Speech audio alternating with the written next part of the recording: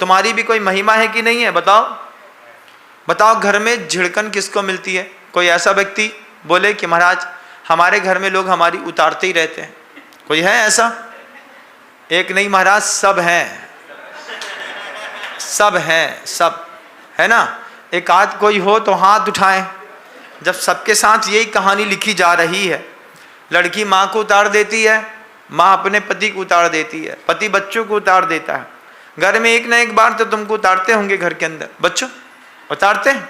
हाँ, बोले लड़के कहते हैं बापू स्वास्थ्य के लिए हानिकारक है। अब जिसके बाप की मोटी मोटी मूंछ हो है, अच्छा चौड़ा शरीर हो, तो वैसे बेचारा बच्चा डर जाता है। किस बात से डर जाता है? अरे यार पापा स्वास्थ्य के लिए हानिकारक है, जब देखो तब दबाव देते रहते हैं।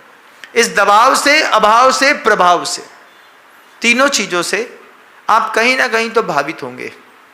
कहीं ना कहीं तो आपको दबाव, अभाव और प्रभाव आपको परेशान तो करता होगा। नहीं करता? करता है महाराज। क्यों नहीं करता? आपको नहीं करता महाराज जी? हमको भी करता है भाई। हम कौन से भगवान बन गए, है ना? हम भी तो इंसान ही है ना। साधना के क्षेत्र पर, मार्ग पर चल रहे हैं, लेकिन है तो इंसान ही। सारे इमोशंस हमारे साथ भी होते हैं। तो महाराज आपको भी दबाव, अभाव और प्रभाव रहता है? दबाव रहता है। गुरु जी का दबाव रहता है। आचार्य जी बोलते थे, एक बार कहा था गुरु जी ने हम सबसे, दुनिया में किसी भी कोने में बैठे रहो, गुरु अपने शिष्य के बारे में सब जानता है।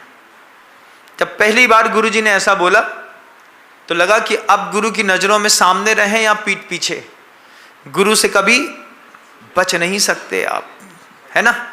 20 साल बाद भी गुरु आपका एक बार चेहरा देखेंगे और 20 साल की कहानी पढ़ लेंगे, उनकी नजरों में वो सफा है। आचार्य जी ने हम लोगों से कहा कि दुनिया में कहीं भी रहो, हमारी नजर से कोई नहीं बच सकता। हर शिष्य को गुरु जी अपने आंखों में रखते थे।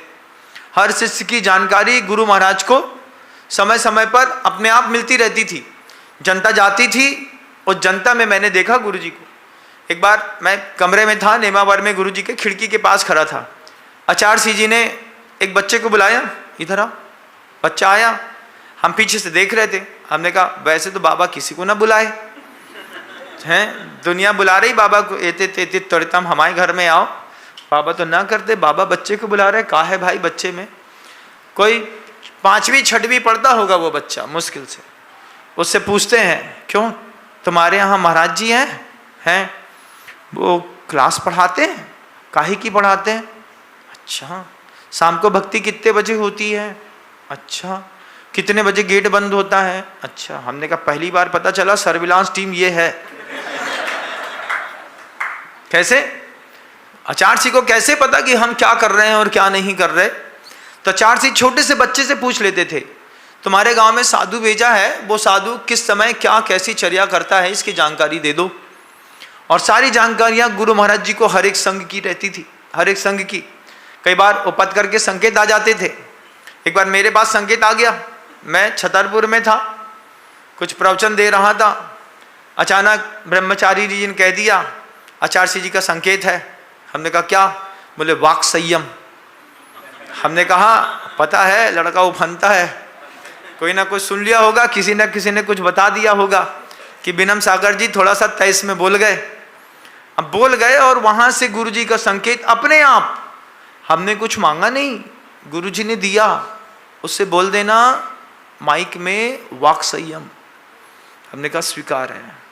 हमने कह दिया, हमको गलती पता नहीं थी। हमने कहा कुछ गलती कुछ भी हो, उनको पता चल गई है तो बोल देना क्षमा, अगली बार गलती नहीं हो। दोबारा कभी गुरुजी ने फिर वो संकेत नहीं दिया कि वाक संयम।